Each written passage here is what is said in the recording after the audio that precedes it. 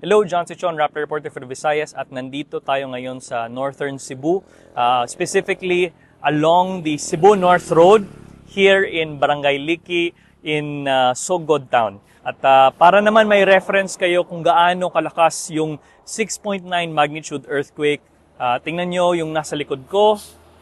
So this is just one of the few areas kung saan may nangyaring landslide. So most of the areas along the main thoroughfare between the town of Sogod to San Remigio to Daan Bantayan, meron kang makikitang ganito na scene. So we will be going to the town of Bugo very later on this afternoon para makita nyo kung ano na nangyari sa mga residents doon.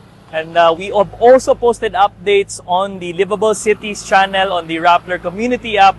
And we are also monitoring right now kung ano ang ginagawa ng local government unit at ang provincial government dito.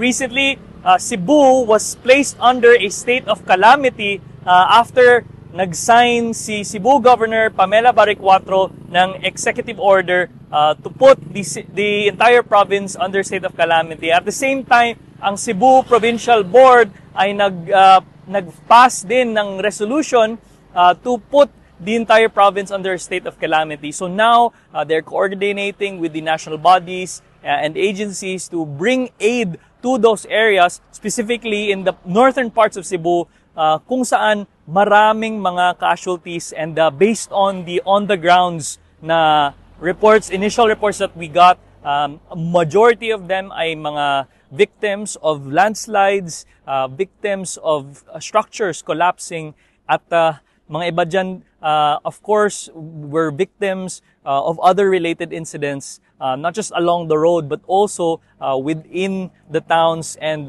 cities in northern Cebu. So stay tuned for more updates. Once again, I'm John Sichon, Rappler, Cebu.